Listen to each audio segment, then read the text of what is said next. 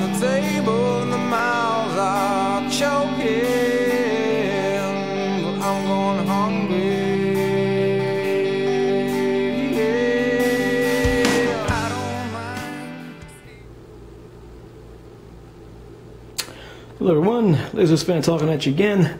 Gonna do a quick update of the horror and exploitation Laserdisc that I picked up recently, because I have garnered a few since my last update of my horror and exploitation Laserdisc back in I think it was April, and so I just want to get that taken care of. So without further ado, these first two I picked up just came in today from Japan. This movie I've been looking for a while on Laserdisc. This is Dario Argento's Trauma.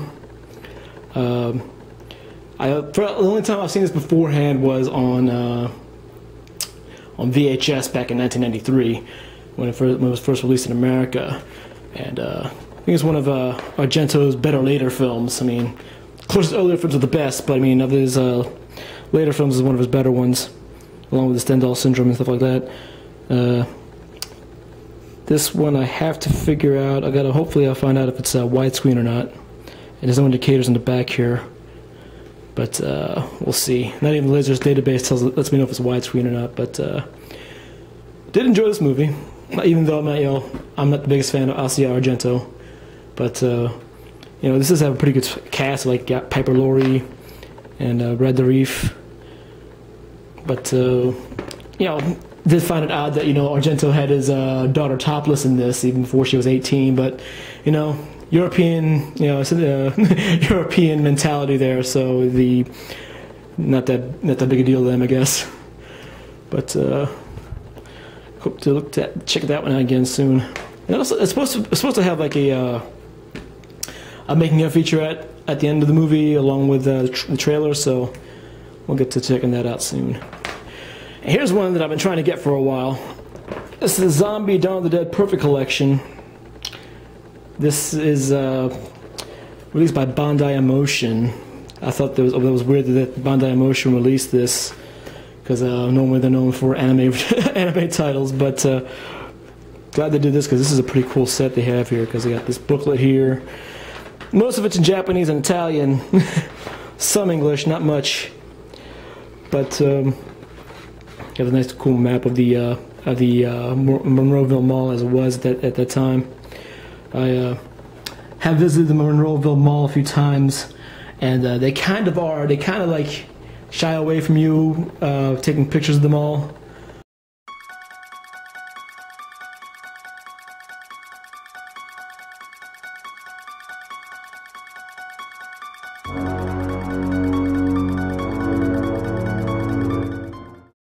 Because they don't want you to, even though it's famous for being in Dawn of the Dead, they even have a plaque on the wall somewhere in the mall about this is a movie Dawn of the Dead was shot here, but they don't like you going through the mall and taking pictures that much for some reason. I have no idea why.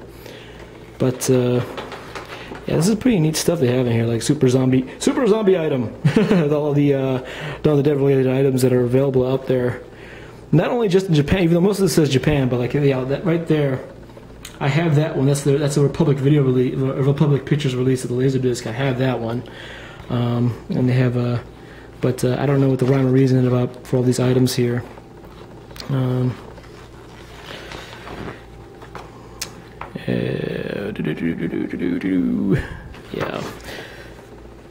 So what the box set has is got the two cuts of Dawn of the Dead. It's got the Zombie Argento cut, which is the 119-minute version with the footage that's not available in the Romero cuts, in either the theatrical cut or the extended cut. And this is the extended cut. Some people call it the director's cut. I like to call it the extended cut, because the so-called director's cut, preferred by George Romero, is actually the theatrical cut. He only made the extended cut. I forget what the reason why. I think they wanted to screen it at some festival. They want to make the extended cut. So that they have that. This is the 142-minute version, 139-minute version, one of the two. And it's supposed to also have a interview with George Romero on here, exclusive to this edition. So definitely glad to get this finally. it's a mixed bag how you want to get this, if you do want to get it, because most of the time you want to get it on eBay or some of the US vendor sites, it goes for $100 or more. I did not pay that much initially because I bought this on Yahoo Japan. I think the price I bid on this one was 1,500 yen, which is about $17 these days, $17, $18. But it costs a whole lot more than that to ship it from Japan.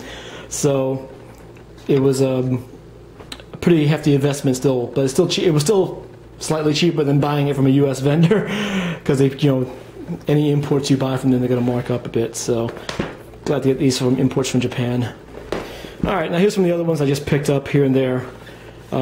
This is Apocalyptic Nightmares, released by Orion Home Video, which Orion's no longer with us anymore, I don't believe. Anyway, pretty sure they're not around anymore. It's got a double feature of Vincent Price's The Last Man on Earth and Rainbow Land's Panic in Year Zero. This was one of the last Laserdiscs released in America. I think it came out in '99. So it's pretty hard to come by because they didn't print that many of them. And you'll probably pay a pretty big, pretty hefty price for it when you do want to get it. So, yeah. Oddly enough, I've never seen Last Man on Earth. I mean, I've known so much about it. My dad told me about it like it's one of the inspirations from Night of the Living Dead, and he used to tell me all about it back when I was younger. But never, I never saw it in the video stores when I was growing up, and every time it was on TV, it was on late at night, so I never got to see it. So hopefully I'll get around to watching this sooner or later because I have been itching to see Last Man on Earth for a while now. I know it's been sort of remade or whatever you want to call it, remake or just reimagined as the I Am Legend with Will Smith recently, because that's Last Man on Earth is based on I Am Legend by Richard Matheson. But we'll see. Get around to that sooner or later. Oh yeah, another one of the EC Entertainment Laserdiscs. I've been trying to collect all of these, but these go for a pretty hefty price because I believe they only printed like 500 to 750 of all these EC Entertainment releases, like the Dario Argento movie and the Fulci movies that I have already, like House by the Cemetery and The Beyond and City of the Living Dead. But this is the Lamberto Bava's Great Blade in the Dark, and I've actually never seen all of this. I am looking forward to it because I think, Lamberto Bava gets a pretty bum rap because everyone's expecting him to be, like his father, Mario Bava. So, we'll see. I'm going to, keep an open mind when watching this. Because I did enjoy Demons. So, I hope you enjoy Blade in the Dark.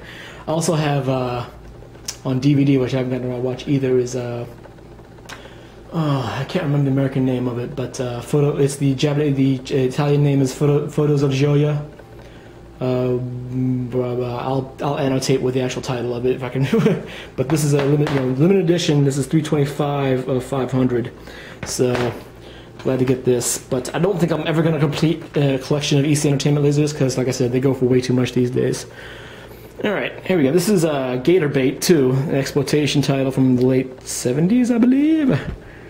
Oh, this one's from... No, this is from... Well, the original one, Gator Bait 1, was in the 70s, I believe. This is from 88. And, I think the one girl there is a Playboy model at one point.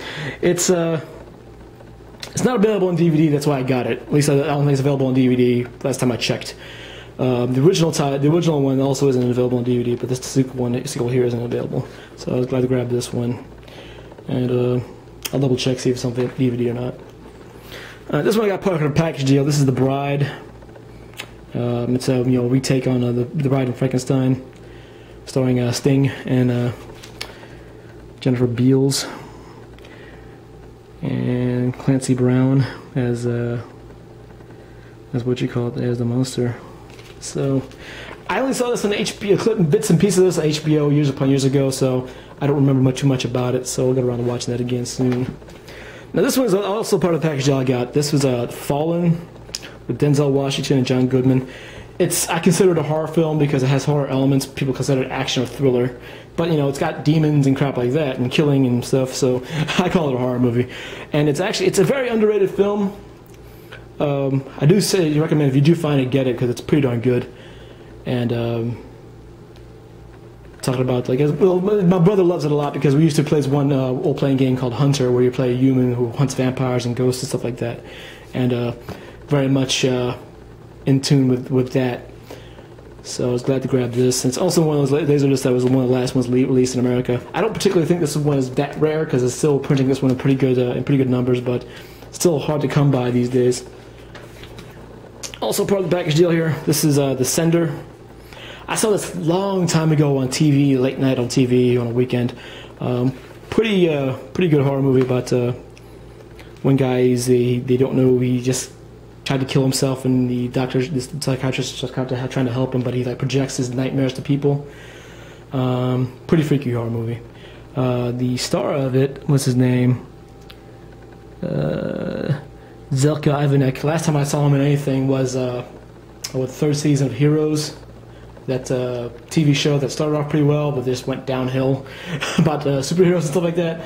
Yeah, he was the head of the guy who hunted the superpower people. So he didn't really. I guess I wanted to like that TV show so much. Okay, here is The Cold Eyes of Fear. I didn't even know this was on Laserdisc until recently. This is Enzo Castellari movie. He's another Italian exploitation director from the 80s, 70s and 80s. Not as popular as Lucio Fulci or Joe D'Amato or the other band of misfits from that era. So, but it seems pretty rare because I'd never heard of this releasing company before. Salvation? Never heard of it. So, glad to grab this one because it seemed kind of rare. So I'll get around to watching that sooner or later. There is one movie I'm trying to find. I don't know. I guess it's only released in Europe, but it's Great White by Enzo Castellari, or The Last Shark by Enzo Castellari. I don't even think it was released on Laserdisc in Japan or anything like that. But I'm just trying to hopefully get around to that sooner or later because Enzo Castellari is the unsung group of the unsung hero of the Italian exploitation directors. Okay, and this is this is one of those odder movies that I came across. This is the Wrong Group release of the Legend of the Seven Golden Vampires, or the Seven Brothers Meet Dracula. This was a collaboration between the Hammer House of Horror, or the Hammer Studios from Britain, and the Golden Harvest, I believe, the Hong Kong studio responsible for most the better kung fu movies back in the day. Because Hong Kong was owned by Britain at that time, so they did a collaboration here between it's got Peter Cushing here. Going to Hong Kong to find Dracula. And so there's two cuts of it. This is the Legend of the Seven Golden Vampires. That's the original cut, I believe, that released in Hong Kong. And the Seven Brothers Meet Dracula. I believe that was the American cut. I remember when I was really young, my father rented the Seven Brothers Meet Dracula, and we watched the first 20 minutes of it, and it made absolutely no freaking sense. So we never finished watching it. So hopefully the Legend of the Seven Golden Vampires makes more sense. Let's see. This does have some extras like Peter Cushing narration and things like that. Does it have the running time of each?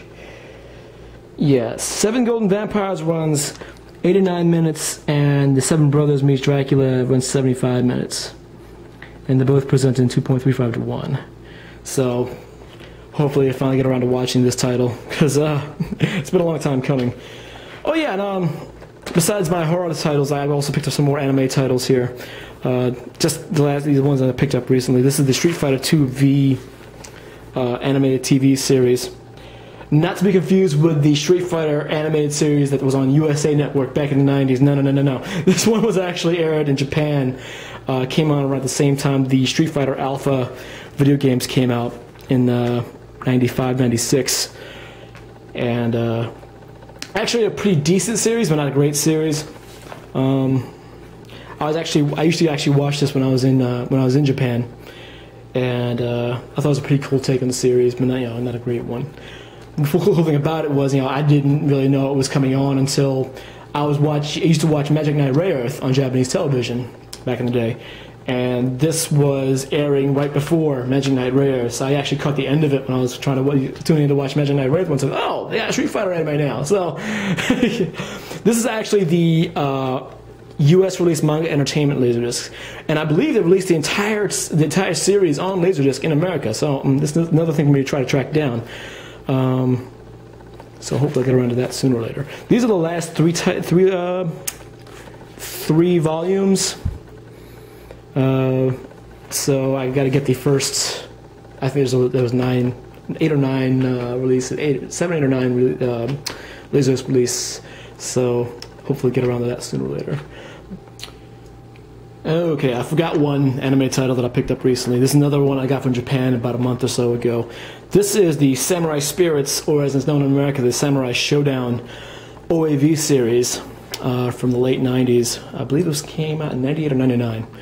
So this one, I don't know if you know much about how anime has been treating the Samurai Shodown series. They did make one TV anime back in the 90s. It was god-awful.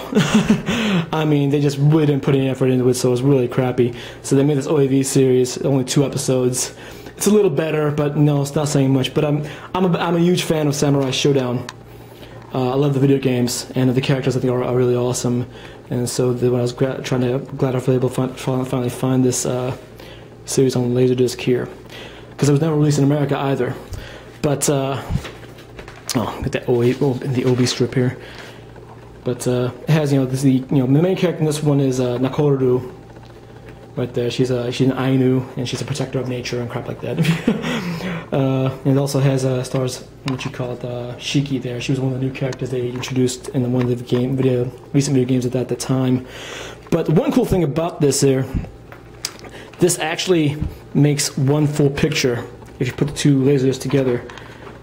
So you can see that it's one really cool painting, and I don't think there's too many. I've never come across another series of Laserdisc that actually does that, where they give you one piece of artwork like that together. I mean, they do it with gatefolds, but not with 2 titles together. So I'm actually debating on just rather than I'll watch this once and then put it in a frame and a LP gatefold frame to have this one piece of artwork together like that, because it's really cool.